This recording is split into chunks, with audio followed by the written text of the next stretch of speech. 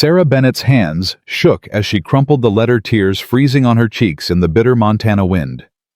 The train had left an hour ago. The platform stood empty. No one had come. Again. She pressed her fist against her mouth, trying to swallow the sob clawing up her throat, when small footsteps crunched through the snow behind her. A child's voice, clear as a bell. "Miss, why are you crying? Did somebody hurt you?"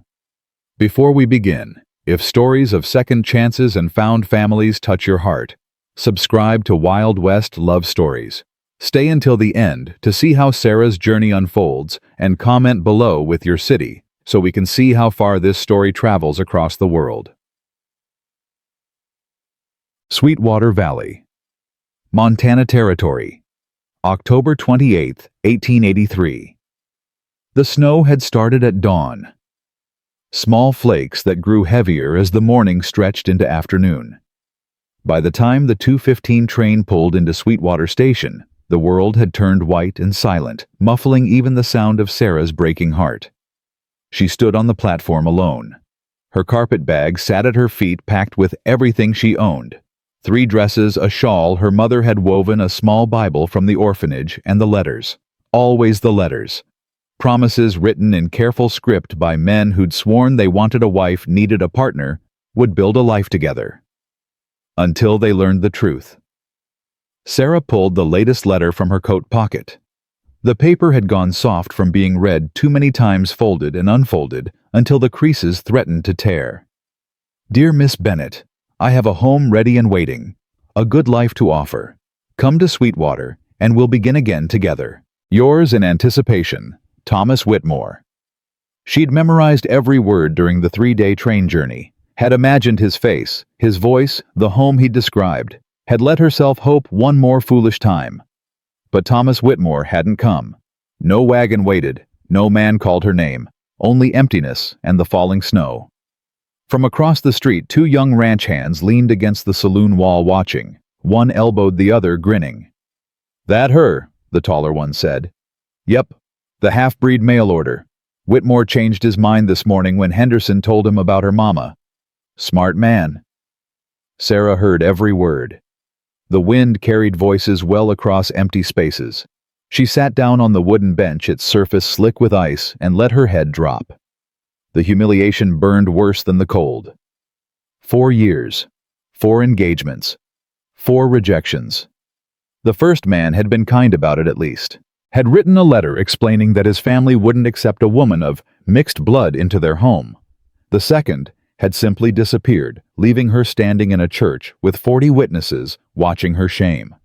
The third had married her, actually stood at the altar, and said the vows, then left that same night, taking the ring with him. "I can't lie beside a woman with savage blood," he'd said. "It ain't natural." And now Thomas Whitmore, who hadn't even bothered to show his face. Sarah's shoulders began to shake. She'd promised herself she wouldn't cry. Not again. Not in public, where people could see, could whisper, could confirm what they already believed, that she was weak, broken, less than whole. But the tears came anyway, hot against her frozen cheeks. She didn't hear the small footsteps at first. The snow muffled everything. "Miss..." Sarah looked up. A little girl stood 3 feet away, bundled in a coat too large for her small frame. Dark eyes studied Sarah with solemn concern. She couldn't have been more than 4 years old, with black hair peeking from beneath a knitted cap and skin the color of warm honey. "Miss, why are you crying?" Sarah wiped at her face quickly, trying to compose herself. "I'm fine, sweetheart. Just cold." "You're sad." The child stepped closer. "I can tell. Did somebody hurt you?" "No, nobody hurt me." "Then why are the tears?" Sarah's throat tightened. Something about the directness of the question, the genuine worry in those young eyes, cracked something open inside her.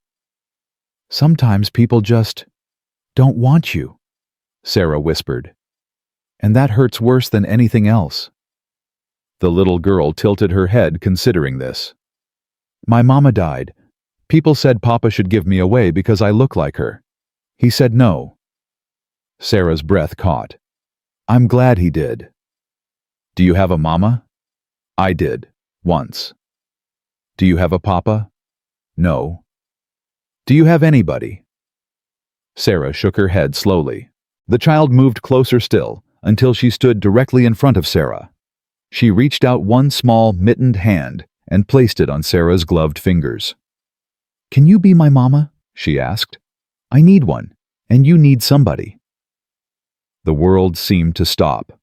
Sarah stared at this child she'd never met, who'd offered something in 30 seconds that no adult had offered in 28 years: unconditional acceptance. Sweetheart, Emma. A man's voice cut across the platform. Deep, rough with use, carrying the kind of authority that came from years of giving orders and having them followed. Sarah looked up. He was tall, broad-shouldered, moving toward them with long strides that ate up the snowy ground. Dark hair showed beneath a worn hat, and his face had the weathered look of someone who'd spent most of his life outdoors. He wore simple work clothes, denim, a heavy coat, boots that had seen better years. His eyes found the child first, then shifted to Sarah. They were brown, almost black, and deeply tired. Emma, what did I tell you about wandering off? I saw the lady crying, Papa. She needs help. The man stopped a few feet away. His gaze moved from Sarah's tear-stained face to the carpet bag at her feet to the letter still clutched in her hand. Something flickered across his expression. Recognition maybe, or pity. You're the one Whitmore was supposed to meet. It wasn't a question. Sarah stood brushing snow from her skirt. Yes, I'm Sarah Bennett. Daniel Carter. He didn't remove his hat or offer his hand, just nodded once, acknowledging her existence. Whitmore's not coming. I gathered that. Found out this morning you're part Lakota. Decided it wasn't going to work. Sarah's jaw tightened. I see. Most folk around here feel the same way. Daniel's voice was flat, matter-of-fact, delivering the ugly truth without apology. You'll have a hard time finding lodging. Harder time finding work. Papa? Emma tugged at his coat. She can stay with us. Emma. Please, she doesn't have anybody. We have room. Daniel looked down at his daughter. Something soft moved across his face there, and gone so quickly Sarah almost missed it. It's not that simple. Why not? Because... He stopped, looked at Sarah again. You got anywhere else to go? Sarah lifted her chin. I'll manage. That's not what I asked. No, Sarah admitted. I don't. The wind picked up, driving snow sideways across the platform. Emma shivered, pressing closer to her father's leg. Daniel was quiet for a long moment. Then he sighed, a sound like a man making a decision he'd probably regret. I've got a cabin about 3 miles north. Small, basic. But it's warm and there's food. He shifted his weight.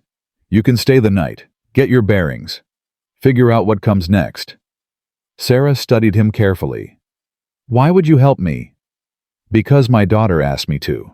Daniel reached down, lifted Emma into his arms. And because leaving somebody to freeze on a train platform ain't something I can walk away from.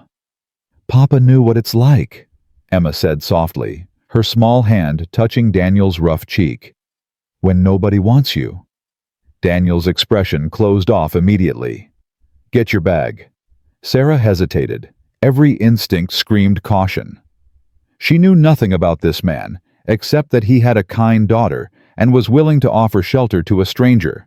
That could mean genuine charity or something far worse. But the alternative was staying here in a town where Thomas Whitmore had already spread word about her tainted blood, where the boarding house would turn her away and the saloon girls would laugh. She picked up her bag. Thank you, Mr. Carter. Don't thank me yet. He turned, heading toward a wagon hitched at the far end of the platform. You might not like what you find. They walked in silence through the falling snow. Emma nestled against her father's chest, peeking over his shoulder at Sarah with curious eyes. Sarah followed a few steps behind, watching the way Daniel moved, careful, deliberate, like a man who'd learned not to waste motion. The wagon was old, but well maintained. Daniel set Emma on the bench, then took Sarah's bag and stowed it in the back without being asked. He offered his hand to help her up.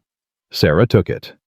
His palm was calloused warm despite the cold, and he held her hand only as long as necessary before releasing it and walking around to the driver's side. "It's a rough ride," he said, gathering the reins. "Roads are bad this time of year." "I've had rougher." He glanced at her sideways. "I expect you have." They rolled out of town slowly, the wagon wheels crunching through fresh snow. Emma hummed something soft and tuneless between them. Sarah kept her hands folded in her lap, watching the landscape slide past pine trees, heavy with white distant mountains disappearing into gray sky, the occasional ranch house with smoke rising from its chimney. "Mr. Carter," she said after several minutes, "I need to know something." "What's that? Why did you really offer to help me the truth?" Daniel didn't answer right away. His hands were steady on the reins, his eyes fixed on the road ahead. Finally, "Because 14 months ago my wife died, left me alone with Emma, and I didn't know how to raise a daughter by myself.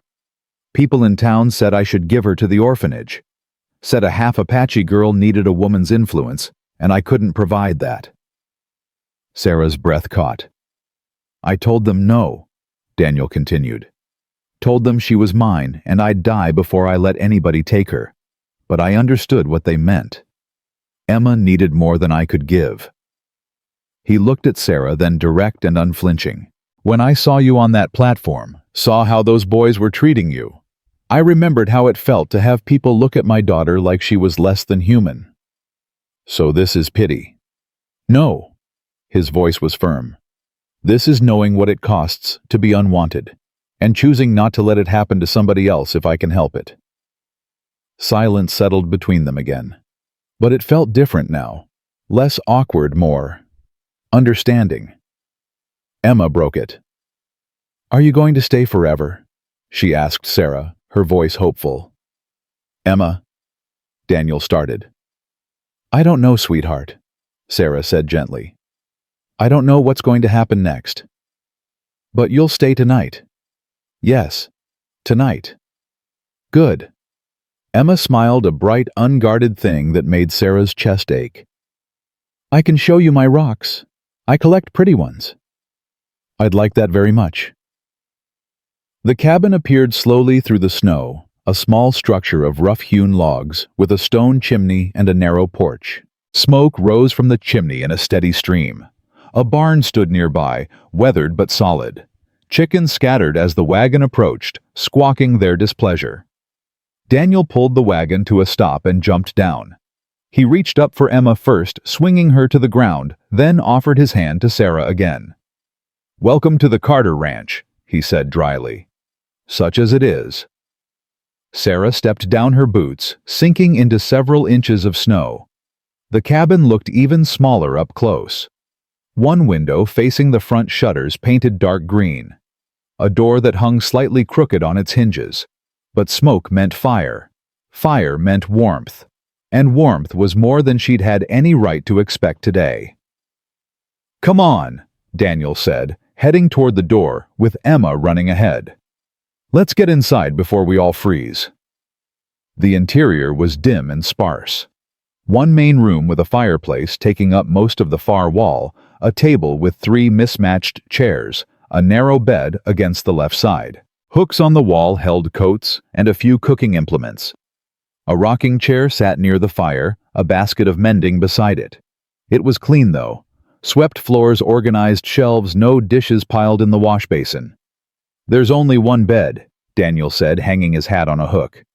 "But I've got blankets. You can sleep there tonight. I'll take the floor." "Mr. Carter, I can't." "Yes, you can. It's decided." He moved to the fireplace, stirred the pot hanging over the flames. "Stew's been cooking since this morning. Should be ready soon." Emma had already scrambled up onto the bed, digging through a small wooden box. "Look, Miss Sarah, my rocks." Sarah set her bag down and crossed to the bed. Emma held out her treasures, one by one, smooth river stones, pieces of quartz, a chunk of fool's gold that caught the firelight. "These are beautiful," Sarah said softly. Mama helped me find them. Before she... Emma's voice trailed off. Before she died, Daniel finished quietly. He didn't turn from the fire. Her name was Kaya. She was White River Apache, died from fever last winter. Sarah looked at the small shelf above the bed. A beaded dress hung there carefully preserved. Beside it, a pair of moccasins, tiny child-sized. A medicine pouch. "I'm sorry," Sarah said. "People keep saying that." Daniel ladled stew into wooden bowls. Like words change anything. They don't. But sometimes they're all we have. He looked at her, then really looked, and something shifted in his expression. "Yeah, I suppose that's true." They ate in near silence. The stew was simple venison potatoes, carrots, but hot and filling. Emma chattered between bites about her chickens, about the fox she'd seen last week, about how her papa had promised to teach her to ride come spring. Sarah listened, answering when appropriate, but mostly just absorbing. The warmth of the fire, the sound of a child's voice, the strange, fragile sense of being inside instead of outside, wanted instead of rejected, even if it was only for one night. After supper, Daniel washed the bowls, while Emma showed Sarah her drawings, rough sketches done with charcoal on scraps of paper. A horse, a bird, a woman with long dark hair. "That's Mama," Emma said softly. "I'm forgetting what she looked like. Papa says that's okay, but it makes me sad." Sarah's throat tightened. "I bet she was beautiful." She was. Papa cried when she died. He didn't think I saw, but I did. "Emma." Daniel's voice was quiet but firm. "That's enough." "Sorry, Papa." He sighed, drying his hands on a cloth. "It's bedtime, little bird. Go get changed." Emma obeyed without argument, pulling a nightgown from beneath the bed and changing quickly. She climbed under the quilts, then looked at Sarah hopefully. "Will you tell me a story?" "Emma," Daniel started. "Please, just a short one." Sarah glanced at Daniel. He gave a small nod. She sat on the edge of the bed, trying to remember the stories the nuns used to tell at the orphanage. Finally, she settled on one. Her mother, her Lakota mother, the woman she'd never known, but who lived in whispered fragments, would have told. "Once there was a girl who walked between two worlds," Sarah began. "She belonged to neither, but carried pieces of both. The people of the day said she was too dark. The people of the night said she was too light. So she walked alone, searching for a place to rest." Emma's eyes grew heavy halfway through. By the time Sarah finished, the child was asleep, her breathing soft and even. Sarah stood carefully, not wanting to wake her. Daniel was watching from the rocking chair. "That was kind of you." "She's a sweet child." "She is." He stood, gathered blankets from a chest. "You can take the bed. I meant what I said." "Mr. Carter." "Daniel, if you're sleeping in my house, you can use my name." "Daniel," Sarah corrected. "I don't want to put you out." "You're not." He spread the blankets on the floor near the hearth. "I've slept in worse places." Sarah sat on the edge of the bed, suddenly exhausted. The day's events crashed over her all at once. The train, the empty platform, Thomas Whitmore's absence, the cruel laughter, Emma's question, this strange cabin in the middle of nowhere, with a widowed rancher and his half-Apache daughter. Sarah. She looked up. Daniel stood by the fire, backlit by the flames, his expression unreadable. "I don't know what you're running from," he said. "And I won't ask. But you should know folks around here don't take kindly to people like us. Mixed bloods, outsiders, anybody who doesn't fit their idea of proper. If you stay longer than tonight, it won't be easy." "Nothing in my life has been easy, Daniel." He nodded slowly. "Fair enough." "Why are you telling me this?" "Because Emma's already attached to you." His jaw tightened. "And when you leave, it's going to hurt her. So if you're planning to go, it'd be better to do it tomorrow before she gets any more ideas about you staying." Sarah looked at the sleeping child curled beneath the quilts with her dark hair spread across the pillow. "Can you be my mama?" "What if I wanted to stay?" Sarah asked quietly. "Just for a few days, to figure things out." Daniel was silent for a long moment. "Then you'd be welcome," he said finally. "But don't do it for me. And don't do it because you feel sorry for Emma. Only stay if it's what you actually want.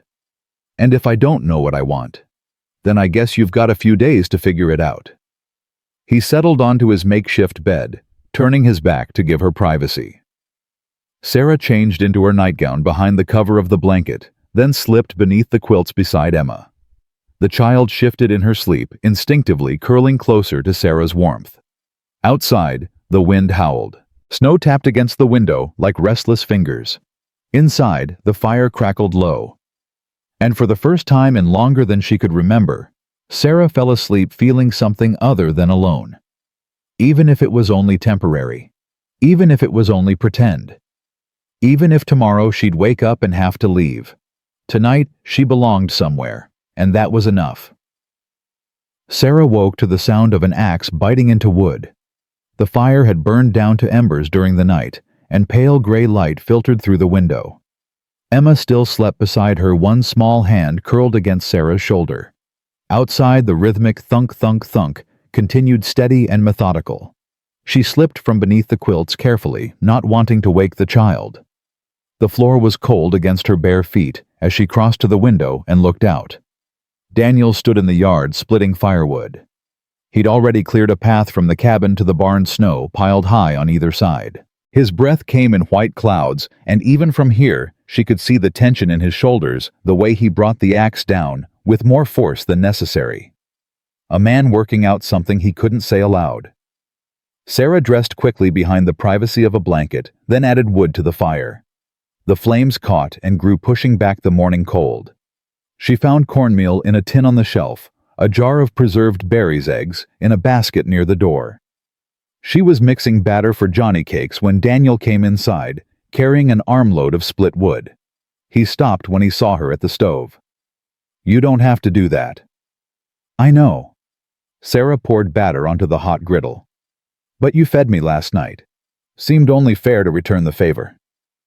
Daniel set the wood down by the hearth, brushing bark from his sleeves. "I didn't ask you to stay so you'd cook. I didn't stay so you'd keep chopping wood in the freezing cold, but here we are." The corner of his mouth twitched, almost a smile. "Fair point." He washed his hands in the basin, then poured himself coffee from the pot that had been staying warm by the fire.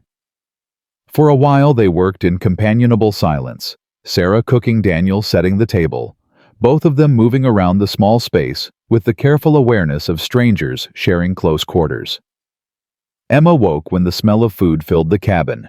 She sat up, hair wild around her face, and her eyes found Sarah immediately. "You're still here."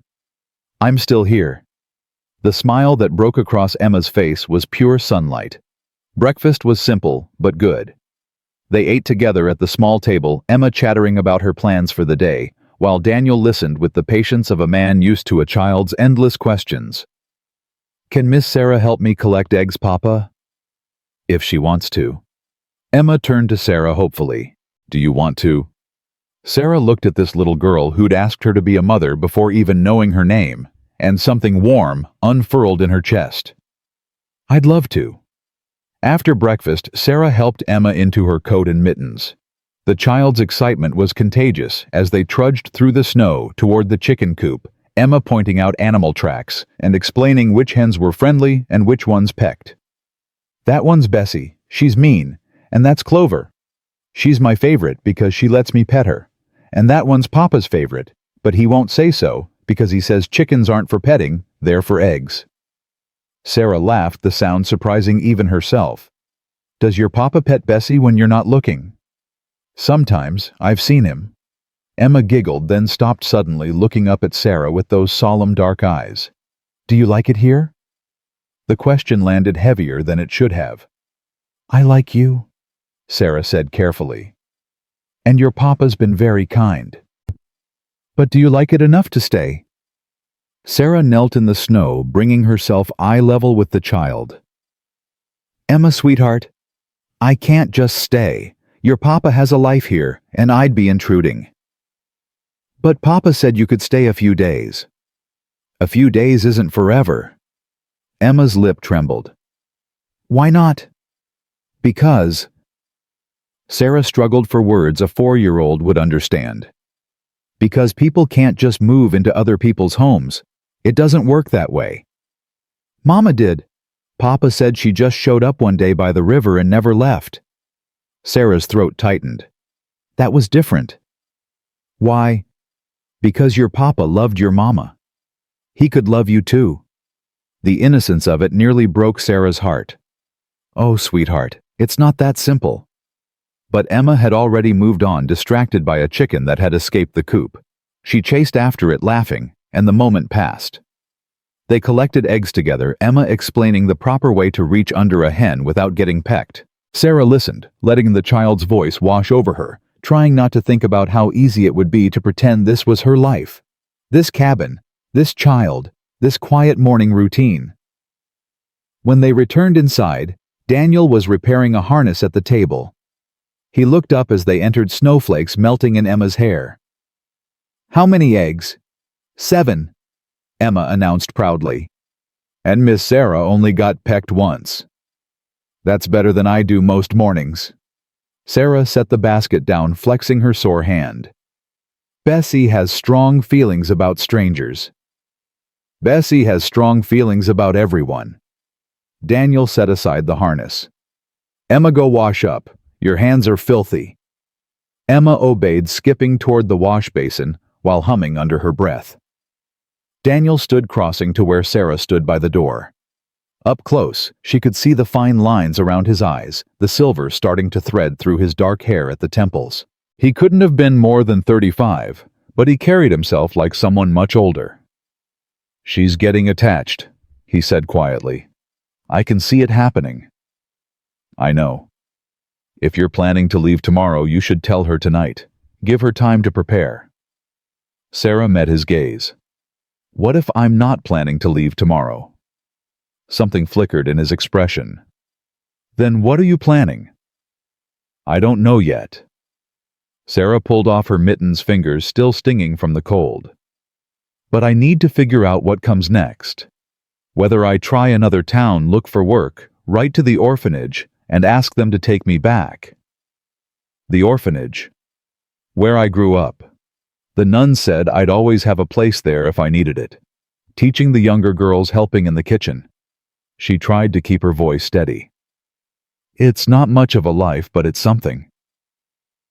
Daniel was quiet for a moment. Then, "What about staying here, just for a while? Until you figure things out?" Sarah's breath caught. "Daniel." "Not as a wife," he added quickly. "Not as anything except someone who needs a place to stay. I could use help around the ranch. Emma needs someone during the day when I'm working. And you need time to make a real plan, not just run blindly to the next disaster." "You don't know me." "No. But I know what it's like to be desperate and alone. And I know Emma lights up when you're around in a way she hasn't since Kaya died." His jaw tightened. "I'm not asking for forever. Just a few weeks. Maybe a month. Give yourself time to breathe." Sarah wanted to say no, wanted to protect herself from the inevitable hurt when this temporary arrangement ended, and she had to leave anyway. But the alternative was going back out into the cold, into towns where Thomas Whitmore had probably already spread word about the half-breed mail-order bride who'd been rejected. Into a world that had made it abundantly clear she didn't belong. "A month," she said finally. "And I earn my keep. I won't be charity. You cook like you did this morning and keep Emma from getting herself killed, you'll earn it twice over." They shook hands. His palm was warm and calloused, his grip firm, but not crushing. "Thank you, Daniel." "Don't thank me yet. You haven't survived a Montana winter here." The first week passed in a strange, fragile rhythm. Sarah woke early, made breakfast, helped Emma with her chores. Daniel worked outside, mending fences, checking traps, caring for the horses. They ate lunch together, usually in silence, while Emma filled the quiet with stories. Afternoons, Sarah taught Emma her letters using charcoal and old newspapers, or they baked bread, or Sarah mended clothes while the child played with her rocks. Evenings were harder. That's when the cabin felt smallest, when they were all three together with nowhere to hide. Daniel would sit by the fire working on some repair or another. Sarah would sew. Emma would drift between them like a bridge, asking questions, telling stories, trying to weave them into something that resembled a family. On the 8th night, Sarah was stitching a tear in one of Daniel's shirts when Emma climbed into her lap. "Miss Sarah." "When you were little, did you have a mama?" Sarah's hands stilled on the fabric. Daniel looked up from the saddle he was oiling. "I did," Sarah said carefully. "For a little while." "What happened to her?" "She died when I was born.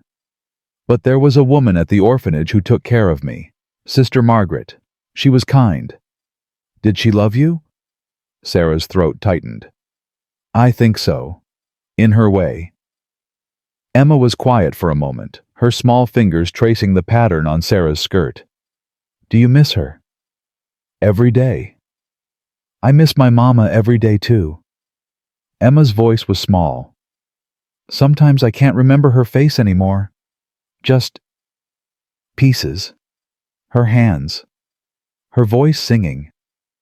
But not her face." Sarah looked at Daniel. His expression had gone carefully blank, but his knuckles were white where he gripped the saddle.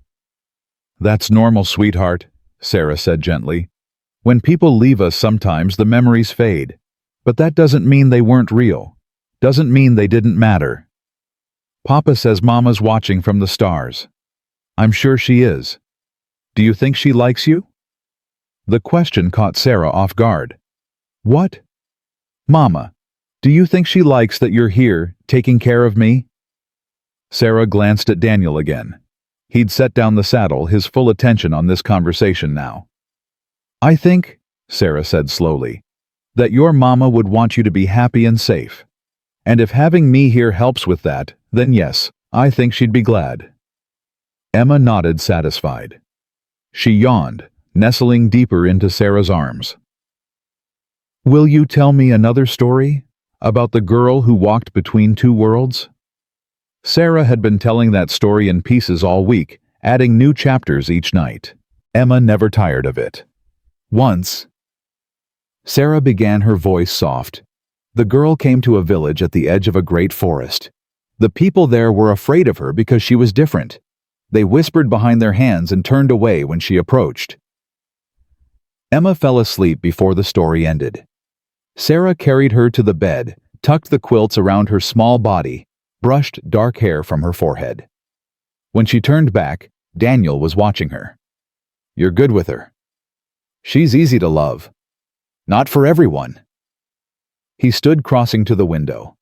Snow had started falling again, thick flakes drifting past the glass. "Most folks in town cross the street when they see us coming.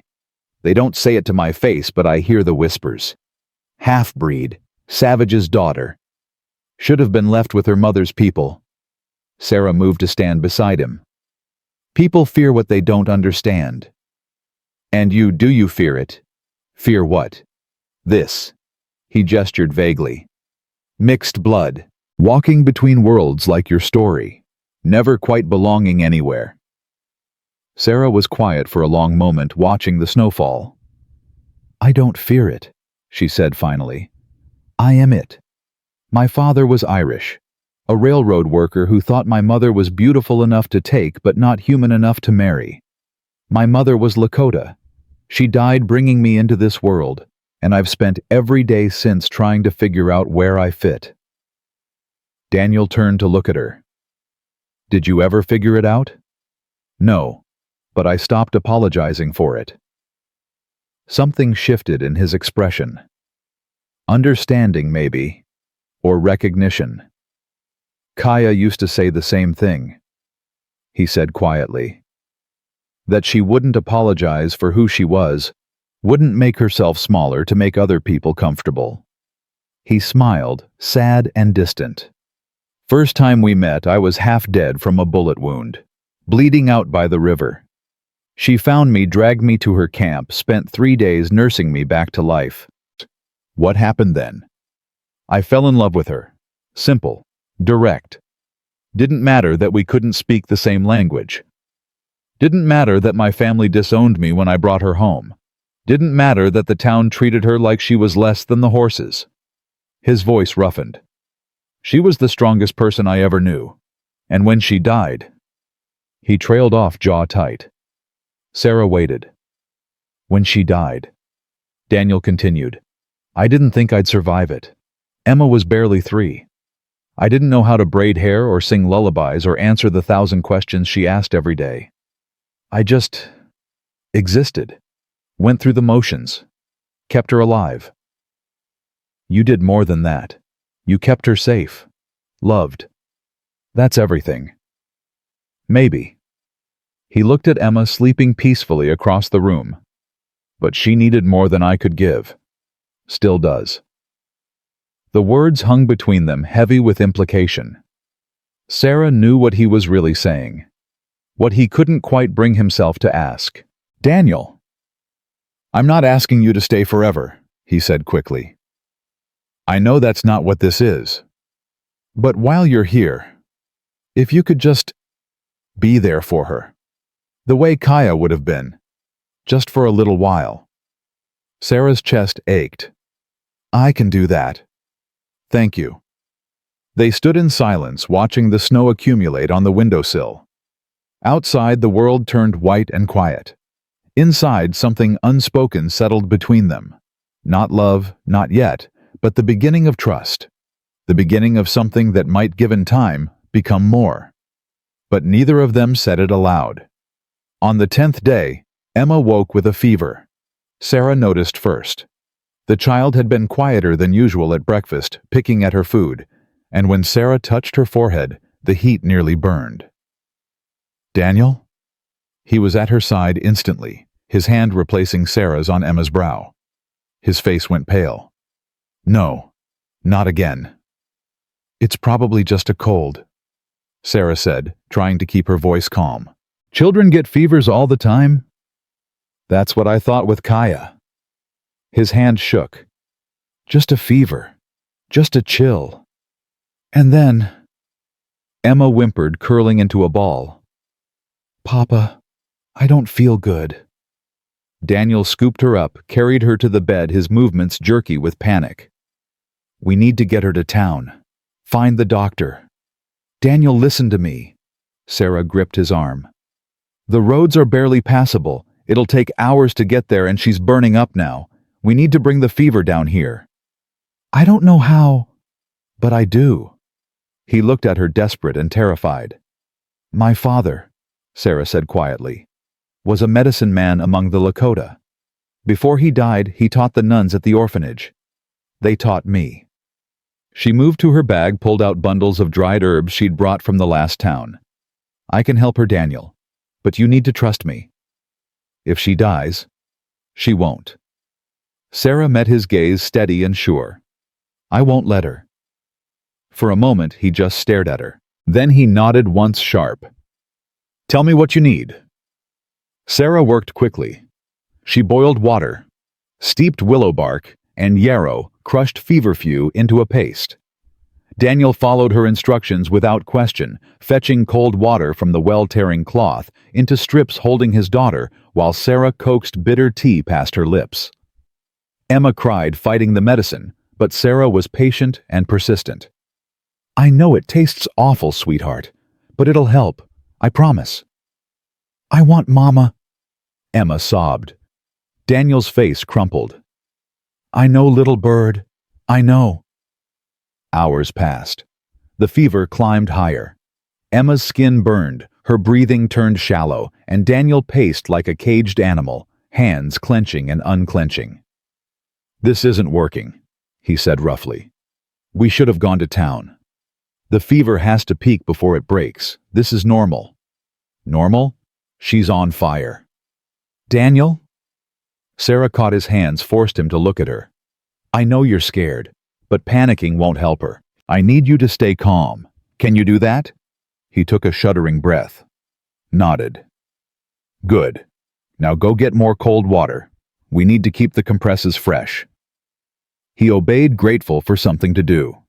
Sarah sat beside Emma, wiping her face with a cool cloth, singing softly in Lakota songs. She barely remembered words her mother's people would have sung, melodies that lived in her blood even when she couldn't recall where she'd learned them. Sometime past midnight, Emma's eyes fluttered open. Miss Sarah. I'm here, sweetheart. Are you my mama now? Sarah's vision blurred. Do you want me to be? Yes. Emma's voice was barely a whisper. Please. Then yes. I'm your mama now. Emma smiled, then drifted back to sleep. Daniel had heard everything. He stood in the doorway, water bucket forgotten in his hands, staring at Sarah with an expression she couldn't quite read. You didn't have to say that. I know. She'll hold you to it. I know that too. He set down the bucket, crossed to the bed, knelt beside Sarah. Up close she could see the exhaustion in his face, the fear he'd been carrying for hours. If she lives, he said hoarsely, I owe you everything. You owe me nothing. I'm just doing what any mother would do. His breath hitched. Sarah. Emma stirred between them, her skin finally cooling. The fever had broken. Sarah checked her pulse, her breathing the color returning to her cheeks. She's going to be fine, Sarah whispered. Daniel's head dropped, his shoulders shaking. He didn't make a sound, but Sarah saw the tears fall. She reached out, rested her hand on his shoulder. He covered it with his own and held on. They stayed like that until dawn. Two people who'd been strangers 10 days ago, now bound together by a sleeping child, and a promise neither had meant to make. But promises, Sarah thought, had a way of becoming real, whether you planned them or not. Emma recovered slowly over the next 3 days. Her appetite returned in small increments: broth first, then soft bread, finally asking for bacon at breakfast with the demanding tone of a child who knew she'd been sick enough to get away with anything. Sarah stayed close, watching for any sign the fever might return. Daniel hovered even closer, checking Emma's forehead every hour until the child swatted his hand away with an exasperated sigh. Papa, I'm fine. Miss Sarah fixed me. I know she did, little bird. Then stop worrying so much. You're making me nervous. Sarah hid her smile behind her hand. Daniel caught it anyway, his expression softening in a way she'd never seen before. On the 4th day after the fever broke, Emma declared herself well enough to go outside. Sarah bundled her in extra layers while Daniel stood watch like a sentinel, ready to veto the whole plan if his daughter so much as coughed. She needs fresh air, Sarah said quietly. Being cooped up is making her restless. She nearly died 4 days ago. And now she's better. You can't keep her wrapped in cotton forever. He opened his mouth to argue, then closed it again. Fine. But only for an hour. And if she looks tired, we'll come straight back. I promise. They went to check the traps Daniel had set near the tree line. Emma chattered the entire way, pointing out animal tracks in the snow, asking questions Sarah only half knew how to answer. Why do rabbits hop instead of walk? I suppose their legs are built that way. But why? I don't know, sweetheart. Maybe they just prefer it. Emma considered this seriously. I think if I was a rabbit, I'd hop everywhere too. It looks fun. She demonstrated bouncing through the snow until she lost her balance and tumbled into a drift. Sarah's heart stopped, but Emma just laughed, brushing snow from her face. I'm okay. See, I'm not even cold. Sarah helped her up anyway, checking her over with hands that shook slightly. Please be careful. You sound like Papa.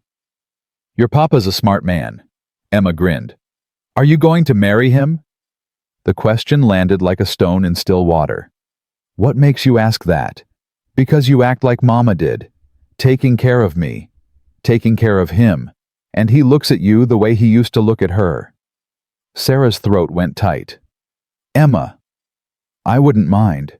If you did marry him, I mean, then you'd really be my mama forever, not just pretend. Sweetheart, it's not that simple. Why not? You like him. He likes you. I like both of you. That's simple. Out of the mouths of children, Sarah thought. Grown-up feelings are more complicated. They don't have to be. Before Sarah could respond, Emma spotted something in the snow and ran ahead. Sarah followed her mind spinning. Did Daniel look at her differently? She'd noticed him watching sometimes when he thought she wasn't paying attention. Noticed how his hand lingered when he passed her something at the table. Noticed the way his voice softened when he said her name. But noticing wasn't the same as understanding. And understanding wasn't the same as wanting. Was it? They returned to the cabin to find a horse tied outside. A stranger's horse, well-groomed and expensive-looking, with saddlebags that marked its owner as someone of means. Daniel stood on the porch, his posture rigid. A man Sarah didn't recognize faced him, dressed in fine clothes that looked absurd against the rough backdrop of the ranch tailored coat. Polished boots, a hat that had never seen real work. "Papa," Emma called out. Both men turned. The stranger's eyes found Emma first, then shifted to Sarah. His lip curled with something that might have been disgust. "So, it's true," the stranger said. "You've taken in another squaw to raise the half-breed." Daniel's hand moved to the knife at his belt. "Watch your mouth, Whitmore." Sarah's blood ran cold. Whitmore. Thomas Whitmore. The man who was supposed to meet her at the train station. The man who'd left her standing in the snow. "Miss Bennet." Whitmore's voice dripped false courtesy. "I apologize for not meeting you as planned. When I learned of your heritage, I thought it best to avoid any unpleasantness." By leaving her stranded, Daniel's voice was dangerously quiet. "Real noble of you. I saved us both considerable embarrassment. A woman of mixed blood has no place in polite society. Surely you understand that better than anyone, Carter. Get off my land." "In a moment. First, I thought Miss Bennet should know that her arrival caused quite a stir in town. People are talking. Wondering why the half-breed mail-order bride is living out here with a widower and his Indian child. The speculation is unflattering." Sarah found her voice. "What people speculate is none of my concern." "Perhaps it should be. Reputation matters, Miss Bennet, especially for women in your position." His smile was cold. "Then again, perhaps you're used to being talked about. I did some research after receiving your initial letter. 4 broken engagements, 3 different towns, always the same story, men who thought they could overlook your bloodline until they actually had to live with it." "That's enough," Daniel said. "Is it I'm simply trying to help Miss Bennet understand reality. She's a curiosity here, Carter, an oddity. People will tolerate her as long as she keeps her place, but the moment she tries to claim more, tries to become part of this community, tries to marry, tries to pretend she belongs, they'll turn on her the same way they turned on your wife." The words hung in the air like poison. Daniel moved so fast, Sarah almost missed it. One moment he was on the porch, the next he had Whitmore by the collar, slamming him against the hitching post hard enough to rattle his teeth. "You want to talk about my wife?" Daniel's voice was barely human. "You want to explain to me how a woman who never hurt anyone ended up beaten and left to die in the snow while I was gone? How the good Christian folk of Sweetwater stood by and let it happen because she was Apache?" Whitmore struggled against his grip. "I had nothing to do with that. But you didn't stop it either. None of you did." Daniel shoved him toward his horse. "Get out, and if I see you on my land again, I won't be so polite." Whitmore straightened his coat, trying to salvage his dignity. He mounted his horse with jerky movements, then looked down at Sarah.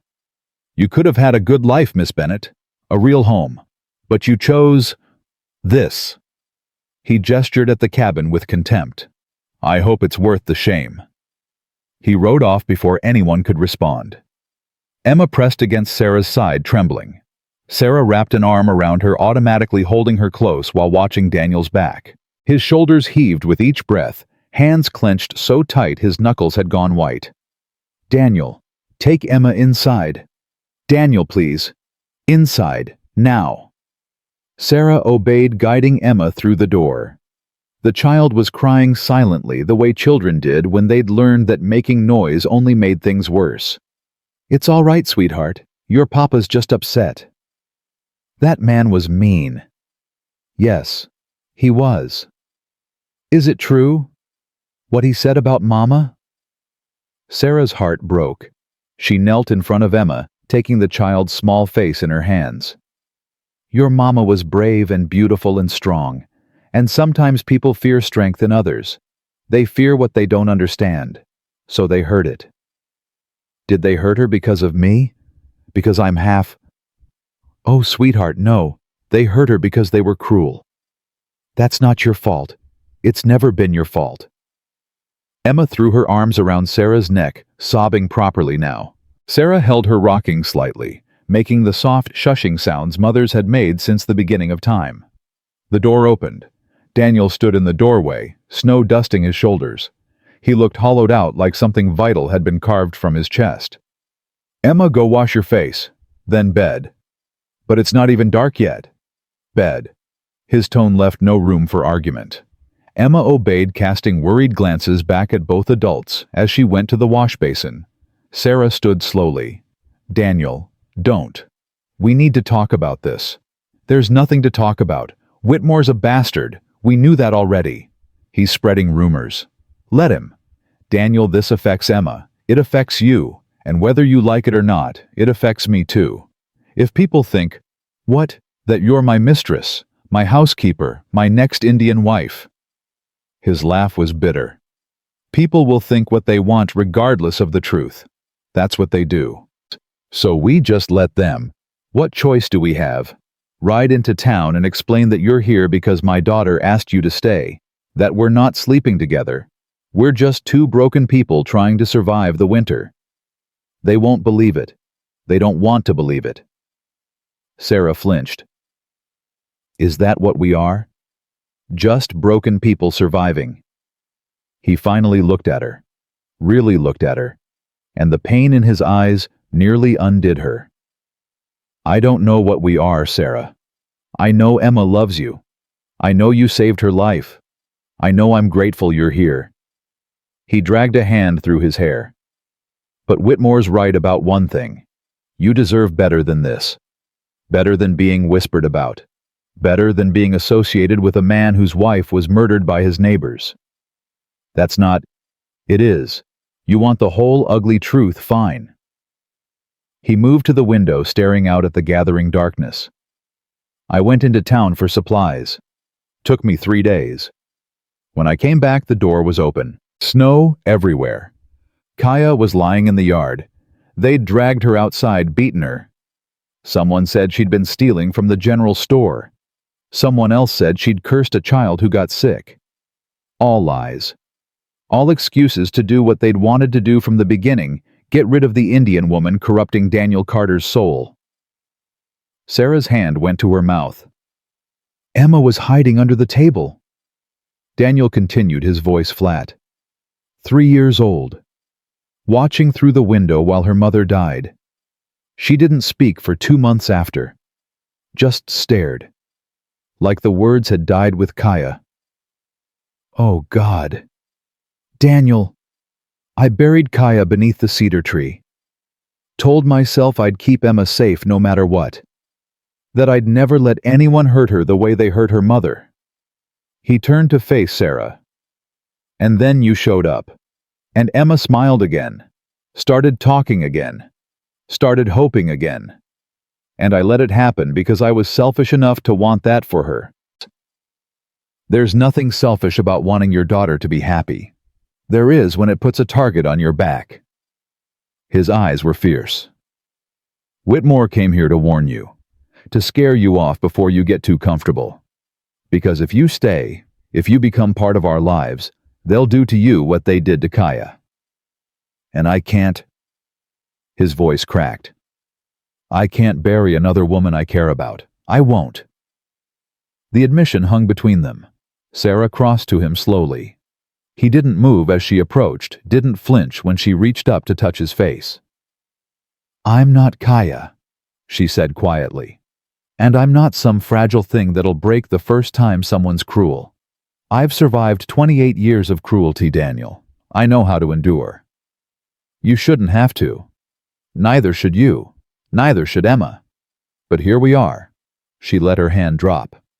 "You asked me to stay, to help with Emma, to give myself time to figure out what comes next. Well, I'm still figuring, but I won't be scared off by Thomas Whitmore or anyone else who thinks I don't belong. Sarah, I'm not done." She took a breath, steadying herself. "You want to know what I am, what we are. I don't have an answer. All I know is that for the first time in my entire life, I wake up in the morning and don't feel alone. I look at Emma and see a future instead of just emptiness. I look at you and see—" She stopped, realizing she'd gone too far. Daniel's eyes searched hers. "See what?" "Someone who understands," she finished quietly. "Someone who knows what it costs to be unwanted. To love someone the world says you shouldn't love. To fight for a place to belong. And is that enough understanding? I don't know. Maybe." She managed a small smile. "Ask me again in a month." He almost smiled back. Almost. Emma appeared in the doorway, dressed in her nightgown, clutching her rag doll. Her eyes were red-rimmed, but dry. "Are you leaving?" she asked Sarah. "No, sweetheart. I'm not leaving." "Promise?" Sarah glanced at Daniel. He gave the smallest nod. "I promise." Emma ran to her, wrapping small arms around Sarah's waist. "Good, because you're my mama now, and mamas don't leave." Sarah held her close, meeting Daniel's gaze over the child's head. Something passed between them. Not quite love, not yet, but the beginning of it. The possibility of it. "No," Sarah whispered. "Mamas don't leave." That night, Sarah couldn't sleep. She lay in the dark, listening to Emma's soft breathing beside her, Daniel's quiet movements, as he added wood to the fire. Finally, she gave up and slipped from bed. Daniel looked up as she approached, wordless question in his eyes. "Can't sleep," she said. "Me neither." They sat together by the fire, the only sound the crackle of burning wood. Outside, wind howled through the trees. Inside, warmth. "Tell me about her," Sarah said softly. "About Kaya. Not how she died. How she lived." Daniel was quiet so long Sarah thought he wouldn't answer. Then, "She laughed at everything, even things that weren't funny. Especially things that weren't funny." He stared into the flames. "First time I brought her to town, some woman said something cruel. Kaya just laughed. Told me in Apache that the woman's face looked like dried meat left too long in the sun. The woman didn't know what Kaya said, but she knew she was being mocked. Made her angrier than any insult in English would have." Sarah found herself smiling. "She sounds remarkable." She was. Stubborn as hell too, refused to speak English for the first year. Said if I wanted to talk to her I'd learn her language, so I did. "Do you still speak it?" "Some. I teach Emma words, songs, stories Kaya used to tell." His voice roughened. "It's all I have left of her. That and our daughter." "That's not nothing, Daniel. That's everything." He looked at her, then the firelight casting shadows across his face. "Why did you really stay? And don't say it was for Emma or because you needed time. What's the real reason?" Sarah considered lying, considered deflecting. But something about the late hour and the intimacy of the firelight demanded honesty. "Because when Emma asked me to be her mama, it was the first time anyone ever wanted me for something other than what I could give them or how I could serve them. She just wanted me. And I realized I'd spent my whole life waiting for someone to just want me. Not in spite of who I am, just me. And now I'm terrified," she admitted.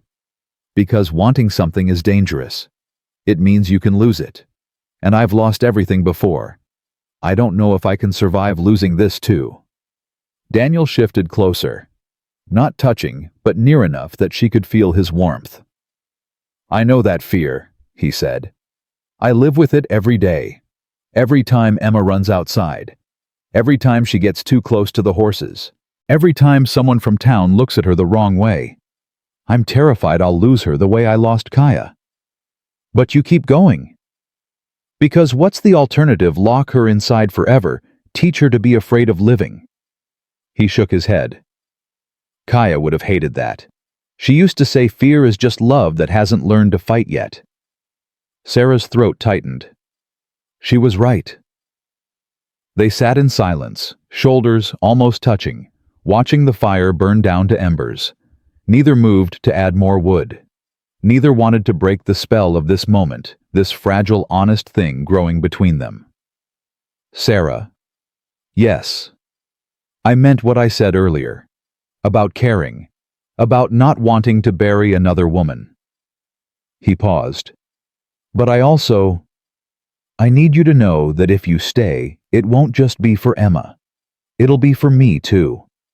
And I don't know if that's fair to ask. Her heart hammered against her ribs. What are you asking, Daniel?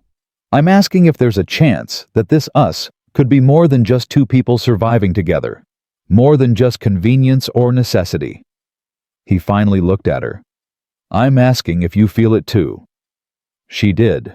God help her, she did. Yes, she whispered. I feel it. And does that terrify you? Absolutely. He smiled then, a real smile that softened the hard edges of his face. Good. I'd be worried if it didn't. Sarah found herself smiling back. So what do we do now? I don't know. Take it slow. See where it goes. Try not to let fear make our decisions. That sounds reasonable? Kaya would have laughed at how reasonable we're being. She believed in diving in head first and figuring it out later. And you... What do you believe? Daniel reached out slowly, giving her time to pull away. When she didn't, his calloused hand covered hers. I believe some things are worth the risk, he said quietly. And I believe you're one of them. Sarah's eyes burned. She laced her fingers through his, holding on like he was the only solid thing in a spinning world. I believe that too. They stayed like that until the fire died completely, hands joined, neither speaking, both understanding that something had shifted, something that couldn't be taken back. When Sarah finally returned to bed, Emma stirred. Mama, the word still caught Sarah off guard, still made her chest tight. I'm here, sweetheart. Go back to sleep.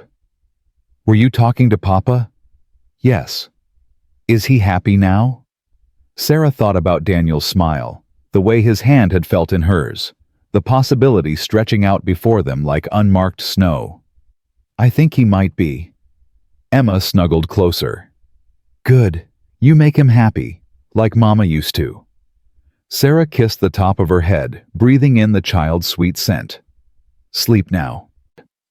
But long after Emma's breathing evened out, Sarah lay awake, staring at the ceiling, terrified and hopeful, and more alive than she'd felt in years.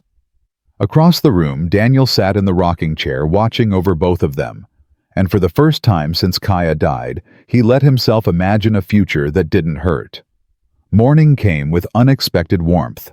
The sun broke through the clouds for the first time in weeks, turning the snow-covered valley into something that almost looked welcoming. Sarah woke to Emma's excited squeals and the smell of coffee already brewing. Mama, look, the sun came out. Can we go outside? Please? Sarah sat up, rubbing sleep from her eyes. Daniel stood at the stove cooking eggs, and he glanced over his shoulder with something soft in his expression. Morning? Morning. Sarah's cheeks warmed at the memory of last night.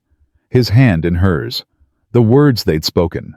The possibility hanging between them like held breath. Emma bounced on the bed. Papa said if you said yes, we could walk to the creek. He's going to teach me to skip stones. Did he now? I did. Daniel confirmed. Figured we could all use some air. Unless you'd rather stay inside and rest. Sarah recognized the offer for what it was, a chance to retreat to pretend last night hadn't happened, to keep things simple and safe. She stood reaching for her shawl. I'd love to see Emma skip stones. Daniel's smile was small but genuine. Good. They ate breakfast together, Emma chattering about all the things she planned to do now that the sun was finally shining. Sarah and Daniel exchanged glances across the table, neither quite able to look away for long. After breakfast, they bundled into coats and scarves. Emma ran ahead, leaving small footprints in the fresh snow, while Sarah and Daniel walked side by side. She's happy, Daniel said quietly. She is. I haven't seen her this happy since before Kaya died. Sarah glanced at him. Does that bother you? No. He was quiet for a moment. Maybe a little. Not because I begrudge her happiness, but because it reminds me how much she lost. How much we both lost. Loving someone new doesn't erase the person who came before. Kaya used to say something similar, that the heart doesn't replace love, it just grows bigger to hold more of it. She was wise. She was. Daniel's hand brushed against Sarah's. I think she'd like you. I hope so. They reached the creek where the water still ran despite the cold, moving swift and clear over smooth stones. Emma immediately began collecting rocks, testing their weight, trying to mimic the motion Daniel showed her. Like this, Papa. Almost. Keep your wrist loose. Let the stone do the work. Sarah watched them together, father teaching daughter, both of them silhouetted against the bright snow. Something ached in her chest, not pain exactly, but the sweet hurt of wanting something so badly it frightened her. Your turn, Daniel said, offering her a smooth stone. I don't know how. I'll teach you. He moved behind her, positioning her arm, his chest warm against her back. See that flat spot in the water? Aim just past it. And when you throw, flick your wrist like this. His hand guided hers through the motion. Sarah was acutely aware of how close he stood, the smell of wood smoke and leather, the roughness of his calloused palm. Now try. She threw. The stone skipped once, then sank. Emma clapped. You did it, Mama. Barely. Better than my first try, Daniel said. I sank 6 stones before I managed even one skip. They spent the next hour by the creek, all 3 of them throwing stones and laughing when they sank, or cheering when they skipped. Emma managed 3 skips on her best throw and crowed with victory. For a while, Sarah let herself pretend this was her real life. That she belonged here with this man and this child. That tomorrow wouldn't bring new challenges, new threats, new reasons to leave. But reality had a way of intruding. They were walking back to the cabin when Emma stopped, suddenly pointing at the trail ahead. Papa, someone's coming. Daniel tensed immediately. His hand moved to Sarah's arm, pulling her and Emma behind him in one smooth motion.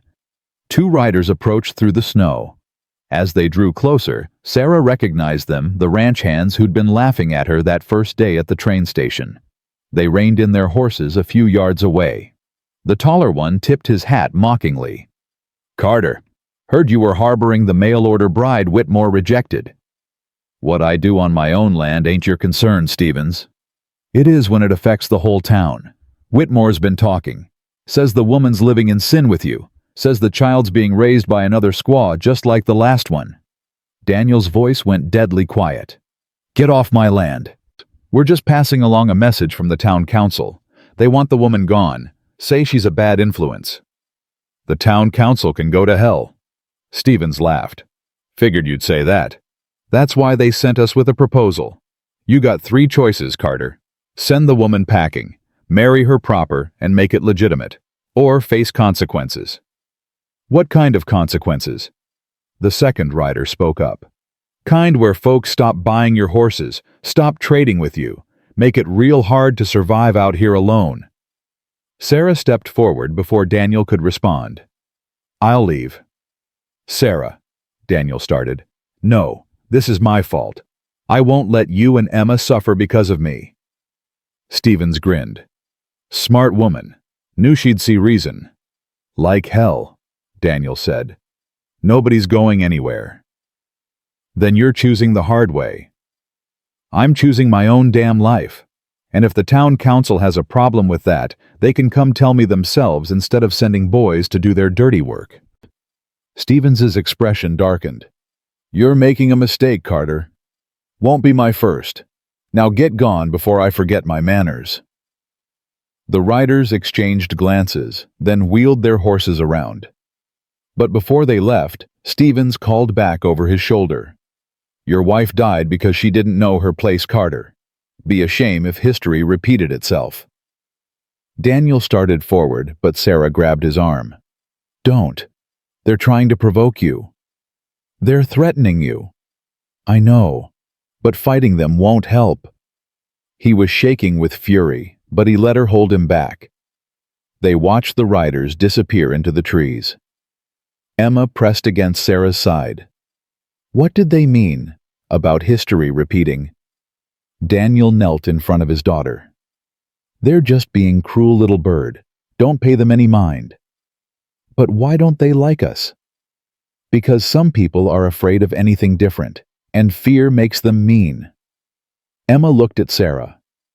"Are you different?" "Yes, sweetheart. Just like you and your papa."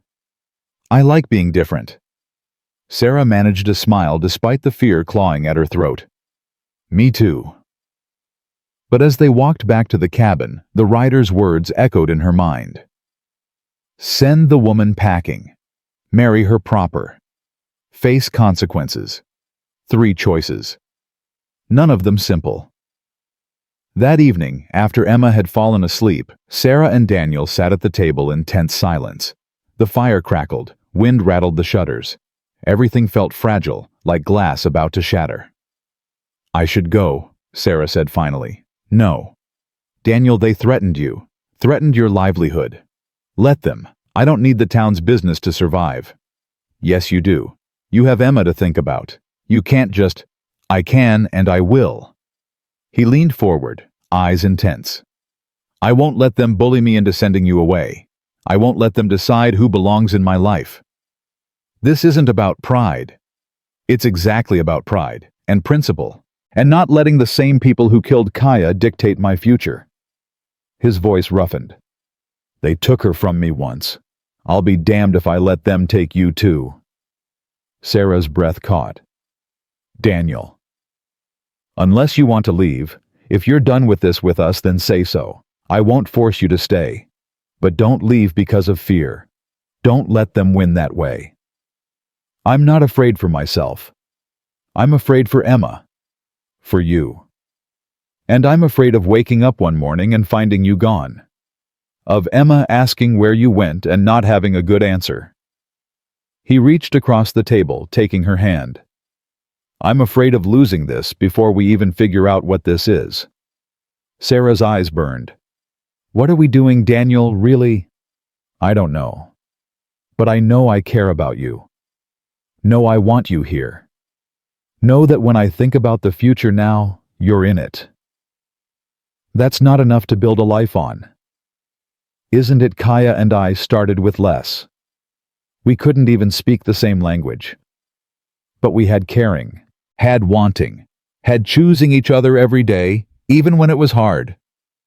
And look what happened to her." The words hung brutal and honest between them. Daniel flinched, but didn't let go of her hand. "Yeah, look what happened. She died. And it broke me. And I spent 14 months just existing, just surviving, just trying to keep Emma alive." His grip tightened. "But then you showed up. And I started living again. Started wanting again. And maybe that's dangerous. Maybe it's stupid. But I'd rather risk the pain than go back to just surviving." Tears spilled down Sarah's cheeks. "I'm scared." "So am I. What if they hurt you? Hurt Emma? What if they don't? What if we fight and we win and we build something good here? That's a lot of what ifs."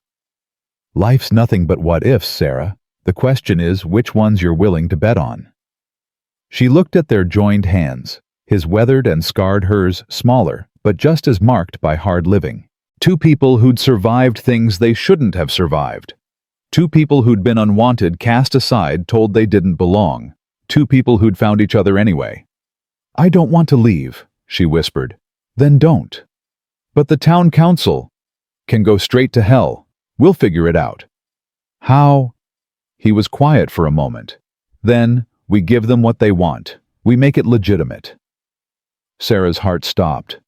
"What are you saying?" "I'm saying we should get married, for real. Not because they're forcing us, but because it's what I want anyway." He stood still, holding her hand, pulling her to her feet. "I know it's fast. No, we barely know each other. But I also know you saved my daughter's life. Know you make her laugh. Know I look for you first thing every morning and last thing every night. And I know that's not nothing. Daniel, I'm not asking you to love me. Not yet. Maybe not ever. But I'm asking you to stay. To let me protect you the only way I know how. To give Emma the mother she's already chosen. To give us a chance to figure out if this thing between us is real or just two lonely people finding comfort." Sarah's mind spun. Marriage. To a man she'd known less than a month. To a widower still grieving his first wife. To a father desperate to protect his daughter. Every rational thought screamed no. But her heart whispered yes. "I need time to think." "Take all the time you need." "But Sarah." He cupped her face gently. "Know that I'm not asking because I feel obligated. I'm asking because I want to. Because somewhere between that first day at the train station and right now you became important to me. And I don't want to lose you." He kissed her forehead, soft and brief, then stepped back. "Think about it. Whatever you decide, I'll respect it." He moved to his bedroll by the fire, giving her space. Sarah stood frozen, hand pressed to where his lips had touched her skin, feeling like the world had tilted sideways. Marriage. To Daniel Carter. To a life she'd never imagined but suddenly couldn't bear to lose. She didn't sleep that night, just lay in the dark beside Emma, turning Daniel's words over and over in her mind. By dawn she'd made her decision. She found him in the barn mucking stalls. He looked up when she entered, hope and fear warring in his expression. "I thought about it," Sarah said. "And ask me properly." Daniel set down his pitchfork slowly. He crossed to her, stopping close enough that she could see the flecks of gold in his brown eyes. "Sarah Bennett," he said quietly, "will you marry me? Why should I? Because I'll spend every day trying to make you happy. Because I'll protect you and Emma with my life.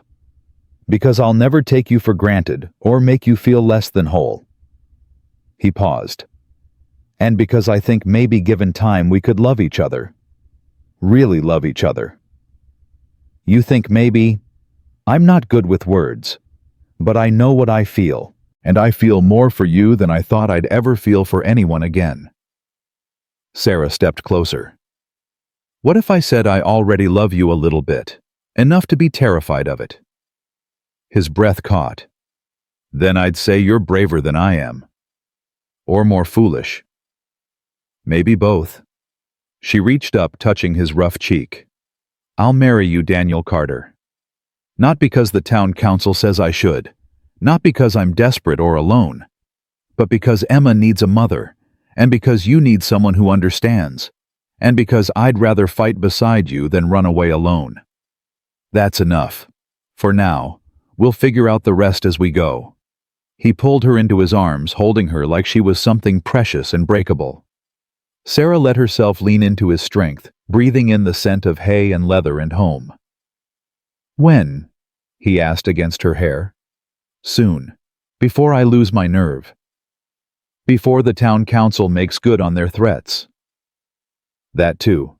They stood together in the barn, while outside the sun climbed higher, and Emma's voice called out, wondering where they'd gone. We should tell her, Sarah said. She's going to be impossible. She's going to be thrilled. They walked back to the cabin hand in hand. Emma sat on the porch step throwing corn to the chickens, but she looked up when they approached. Her eyes went wide. Are you holding hands? We are, Daniel confirmed. Does that mean you're getting married? Sarah knelt in front of her. Would that be all right with you? Emma threw her arms around Sarah's neck so hard they both nearly fell over.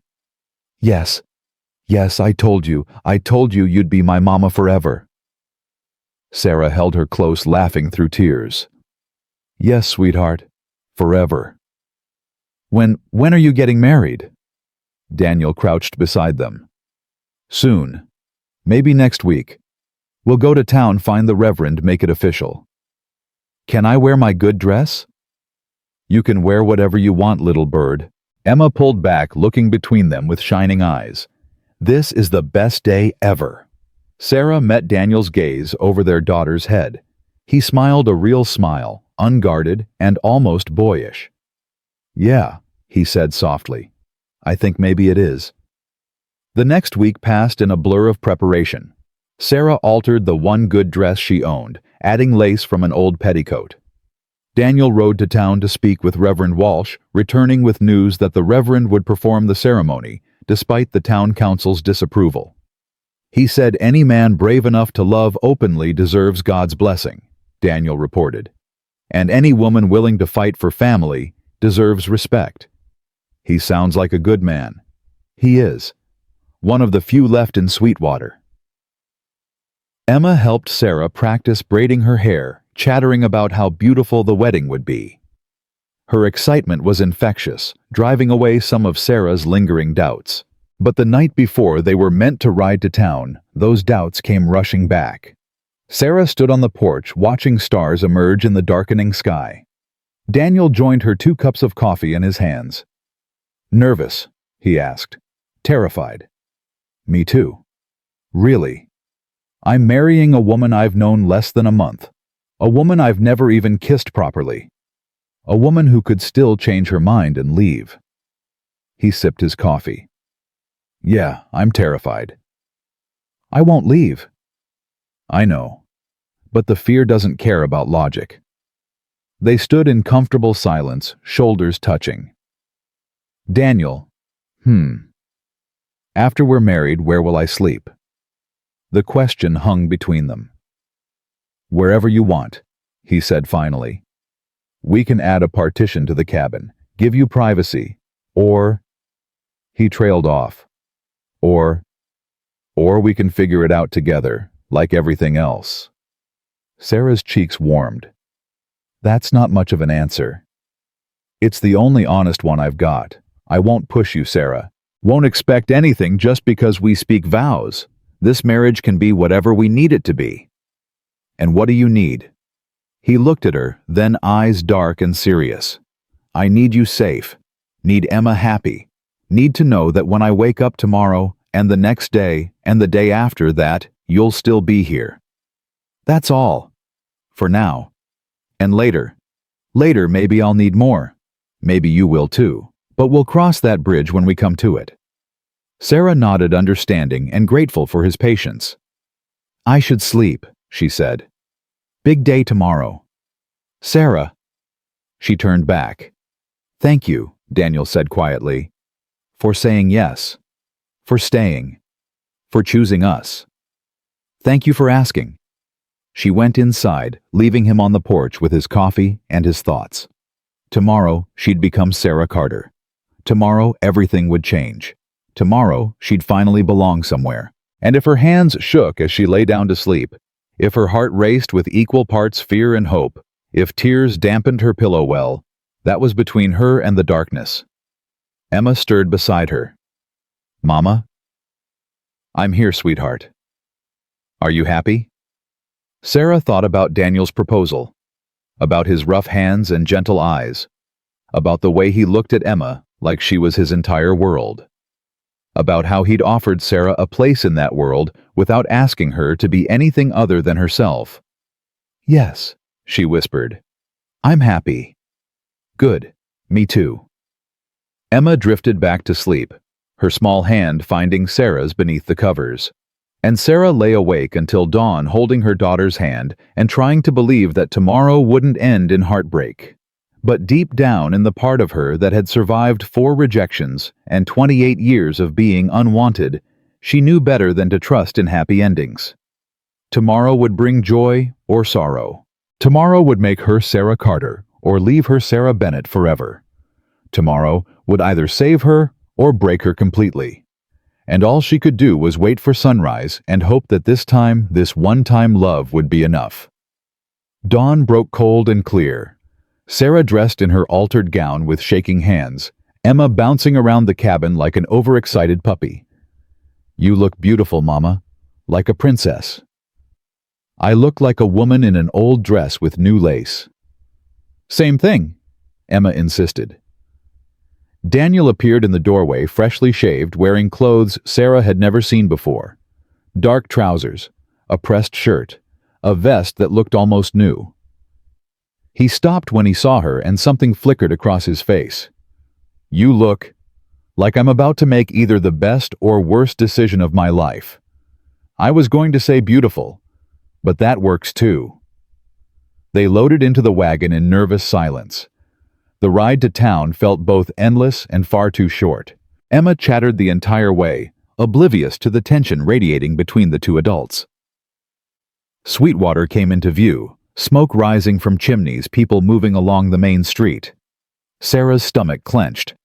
"We don't have to do this," Daniel said quietly. "If you want to turn around—" "No, I'm not running anymore." He reached over, squeezed her hand once, then released it. They pulled up outside the small church at the edge of town. Reverend Walsh waited on the steps, a kind-faced man in his 60s, with white hair and gentle eyes. "Mr. Carter, Miss Bennett, and young Emma." He smiled. "Are we ready?" "As we'll ever be," Daniel said. They were halfway up the church steps when Thomas Whitmore appeared, flanked by 2 men Sarah recognized from the town council. Her heart sank. "Carter, I'm afraid I can't let you do this." Daniel's jaw tightened. "You don't have a say in it, Whitmore." "The town council does. And we've voted. The woman can't stay in Sweetwater. Not as your wife. Not as anything." "This is a house of God," Reverend Walsh said firmly. "You have no authority here." "We have authority everywhere. And if you perform this ceremony, Reverend, you'll be performing your last one in this town." Emma pressed against Sarah's side. Sarah wrapped an arm around her, fighting the urge to run. "Why?" Daniel's voice was dangerously quiet. "Why does it matter so damn much what I do, who I marry, how I raise my daughter?" Whitmore's lip curled. "Because you flaunt your choices in our faces. First the Apache woman, now this half-breed. You show our children that mixing blood is acceptable, that defying God's natural order is something to celebrate." "God's natural order?" Daniel laughed bitterly. "You don't know a damn thing about God. I know he doesn't approve of—" "You know what, I don't care." Daniel stepped forward, and Whitmore actually backed up. "I don't care what you approve of. Don't care what the town council thinks. Don't care if you run me out of business or burn down my cabin or do whatever the hell else you're threatening. I'm marrying this woman, today, now, and there's not a damn thing you can do to stop me." "Daniel," Sarah started. "No." He turned to her. "I'm done letting them win. Done letting fear make my choices. Kaya died because I wasn't there to protect her. But I'm here now, and I'll be damned if I let them take you too." Whitmore's face reddened. "You're making a mistake." "The only mistake I made was caring what people like you think." Daniel took Sarah's hand. "Reverend Walsh, if you're still willing, I'd like to marry this woman." The Reverend smiled. "Nothing would give me greater pleasure." They turned toward the church, but Whitmore grabbed Daniel's arm. "You take one more step, Carter, and I'll make sure you never sell another horse in this territory. I'll spread word that you're harboring criminals. I'll have the law come sniffing around your property looking for violations. I'll make your life hell." Daniel pulled his arm free. You already did that when you let Kaya die. Nothing you do now can hurt worse than that. He led Sarah up the steps. Emma followed, and Reverend Walsh ushered them inside. The church was small and cold sunlight filtering through simple windows. No flowers, no music, no guests, just the four of them and God. This isn't how I imagined my wedding, Sarah whispered. Me neither. Daniel managed a small smile. Better or worse? Ask me after. Reverend Walsh took his place at the simple altar. Shall we begin? They stood facing each other, hands joined, while Emma bounced excitedly beside them, and the Reverend opened his worn Bible.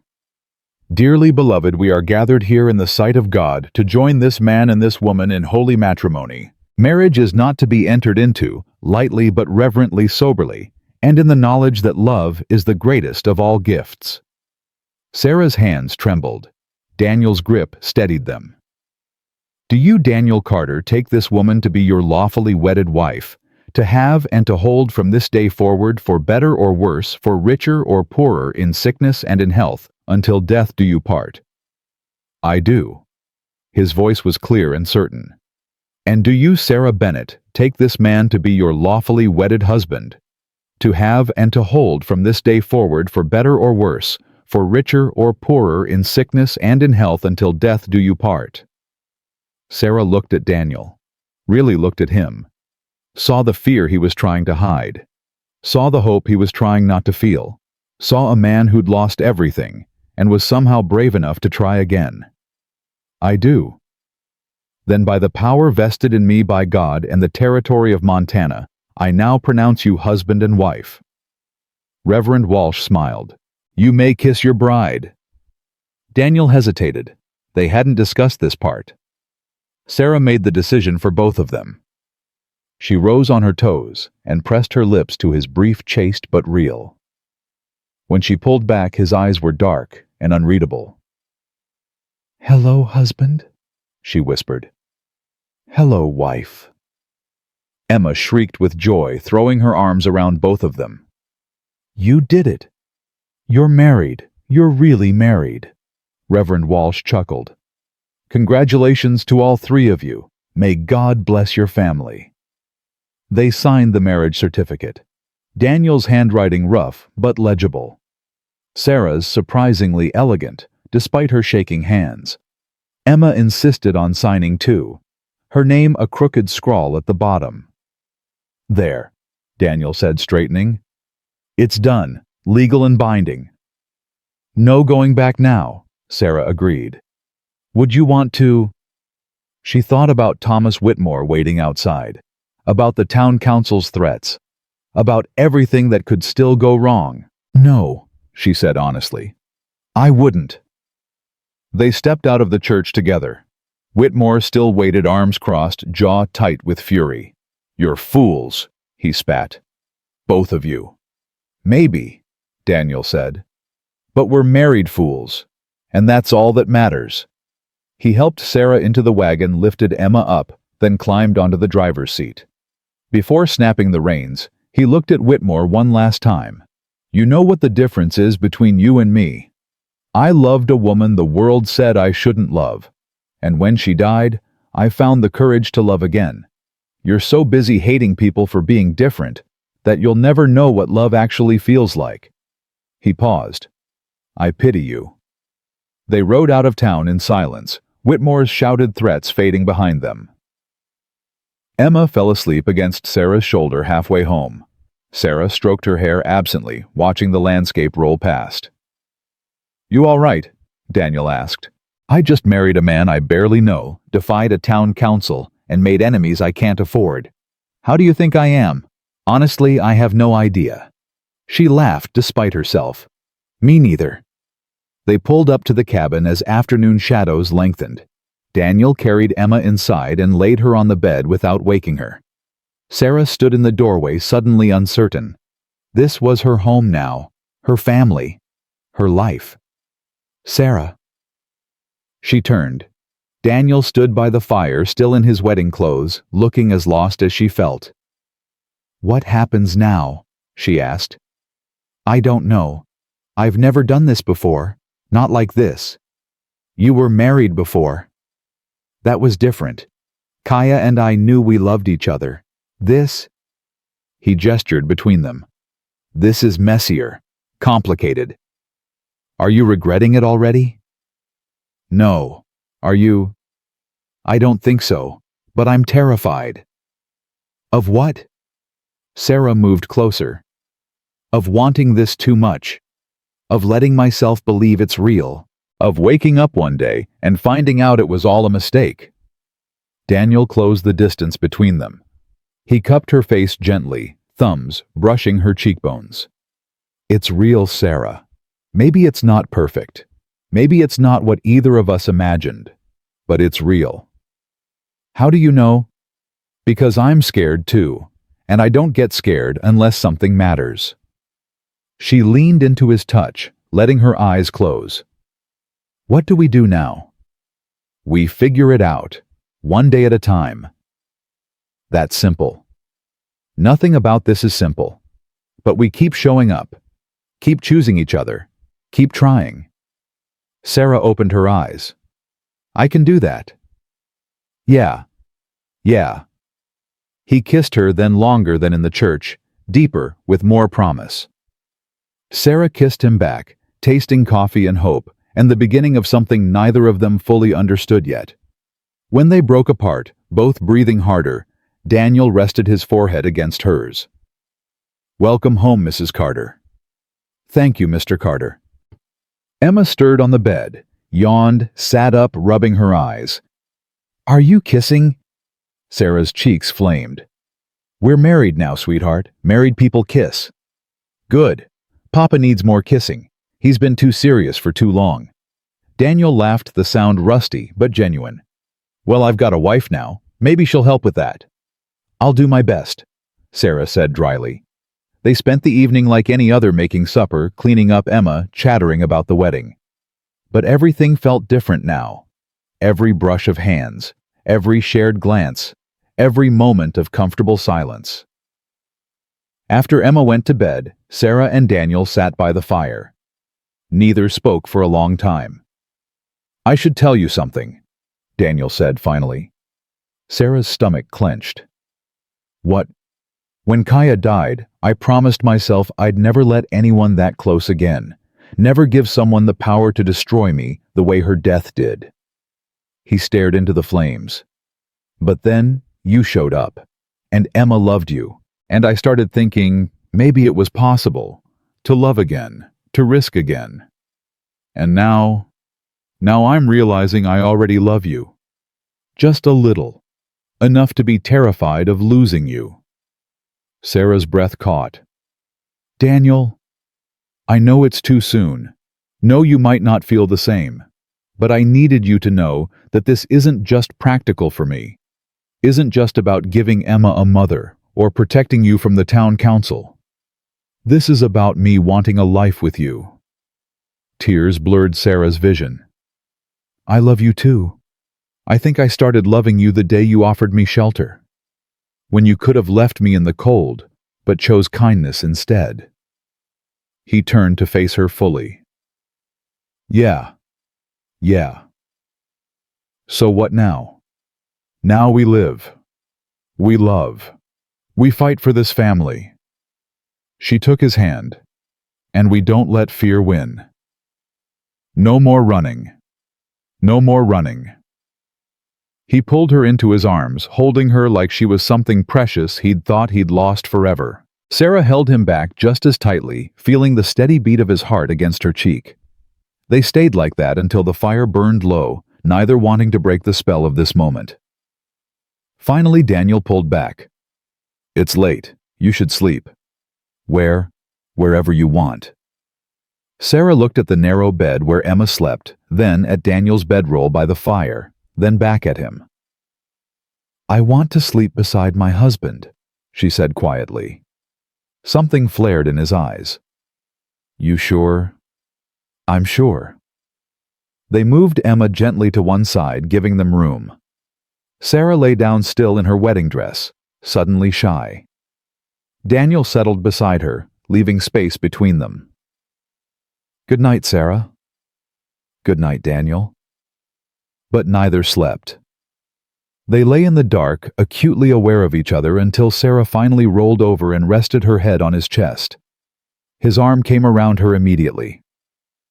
"Better," he murmured. "Much." "Sarah." Thank you. For saying yes. For staying. For all of it." "Thank you for asking." They drifted off together, three people who'd been broken separately, now healing together, one day at a time. Winter deepened over the next weeks. Snow piled higher. Temperatures dropped. But inside the cabin, warmth grew. Sarah learned Daniel's rhythms, the way he woke before dawn, how he checked Emma's forehead every morning out of habit, the small smile he tried to hide when Sarah sang while cooking. Daniel learned Sarah's the nightmares that woke her gasping, the way she touched her wedding ring like a talisman, how she needed Emma's laughter, the way other people needed air. Emma learned both of them, how Papa's shoulders relaxed when Mama was near, how Mama's face lit up when Papa smiled, how they were building something new from broken pieces. One night, 6 weeks after the wedding, Sarah woke to find Daniel sitting by the window. "Can't sleep?" she asked softly. "Thinking. About how different things are now. How different I am." Sarah wrapped a shawl around her shoulders and joined him. "Different how?" "Kaya's been gone 14 months. For most of that time I just existed, went through motions, kept Emma alive but didn't really live." He looked at Sarah. "Then you showed up, and suddenly I wanted things again. Morning coffee with someone who understands. Emma's laughter, a future that doesn't ache." "Is that bad?" "No, but it feels disloyal somehow, like I'm betraying Kaya's memory by being happy." Sarah took his hand. "Kaya would want you happy, would want Emma happy. Love doesn't demand endless grief, Daniel. It asks us to keep living." "How do you know?" "Because that's what my mother would have wanted for me. To live fully, love deeply, not spend my life apologizing for existing." He was quiet for a moment. Then, "You're wiser than you look." "Is that a compliment?" "The best one I've got at 2 in the morning." She laughed softly, and he pulled her close. "I'm glad you stayed," he whispered against her hair. "I'm glad you asked." Spring came, slowly melting snow, revealing brown earth and the first brave shoots of green. Emma celebrated her 5th birthday with a cake Sarah baked and a carved horse Daniel made. The child ran circles around the cabin, shrieking with joy. "Best birthday ever," she announced, "because I have a mama and a papa." Sarah and Daniel exchanged glances across the table, both thinking the same thing, how close they'd come to never having this. In late April, Sarah realized she'd missed her monthly bleeding. She said nothing for 2 weeks, afraid to hope. But when the nausea started, she couldn't hide it anymore. Daniel found her retching behind the cabin one morning. "Sarah." She wiped her mouth, embarrassed. "I'm fine, just something I ate." "You're pregnant." It wasn't a question. "I think so. Yes." He stared at her, expression unreadable. Sarah's stomach churned, and not from morning sickness. "Say something," she whispered. "I'm going to be a father again." "You're already a father. You know what I mean." He crossed to her, pulled her upright, searched her face. "Are you all right?" "Scared, happy." "All of it. Everything all at once." A smile broke across his face, slow and genuine and filled with wonder. "We're having a baby. We're having a baby." He kissed her, then deep, and claiming one hand splayed protectively over her still flat stomach. Emma found them like that and immediately understood. "Am I getting a brother or sister?" "One or the other, little bird." "Finally, I've been waiting forever." Sarah laughed through happy tears. "You've known us 5 months." "That's forever when you're 5. The baby came in January, a boy with dark hair and his father's eyes. They named him James after Daniel's father, with the middle name Dakota Lakota, for friend to everyone. Emma held her brother with careful reverence, whispering promises to always protect him. Sarah watched her family, her husband, her daughter, her son, and felt something settle deep in her chest. Something that had been restless and aching her entire life, finally going quiet. "You all right?" Daniel asked, sitting beside her on the bed. "I'm home," she said simply. "Yeah, you are." That summer, the town council sent word that they were revoking their sanctions. Reverend Walsh had led a campaign reminding people that Christian charity meant accepting all of God's children. It hadn't changed everyone's minds, but enough people had softened that Sarah could walk through Sweetwater without whispers following. Some people still crossed the street, some still muttered, but some slowly, carefully started nodding hello. Emma made friends with the blacksmith's daughter. Daniel's horse business grew. Sarah started teaching children their letters on sunny afternoons. They built a life, not perfect, not without struggle, but theirs. One evening, 2 years after that first day at the train station, Sarah stood on the porch watching the sunset paint the sky orange and gold. Emma chased fireflies in the meadow. James toddled after her on unsteady legs. Daniel chopped wood for the winter, the steady rhythm of the axe a familiar comfort. "Mama," Emma called. "Come catch fireflies with us." Sarah smiled. "I'm coming." She stepped off the porch, Daniel catching her hand as she passed. "Hey. Hey yourself. You happy?" "Ridiculously so." "Good." He kissed her knuckles. "Me too." She joined her children in the meadow, all 3 of them laughing as fireflies danced around them like tiny stars. Daniel watched from the porch, his family whole and safe, and sent up a silent thank you to the wife he'd lost and the wife he'd found. Both had taught him the same lesson: love wasn't about perfection. It was about showing up, about choosing each other, about fighting for belonging even when the world said you didn't deserve it. Sarah caught a firefly in her cupped hands, showed it to James, then released it back into the twilight. Just like her caught, treasured, then set free to shine. She was no longer the mail-order bride no one wanted. She was Sarah Carter. Wife, mother, teacher, fighter. She was home. She was loved. She was enough.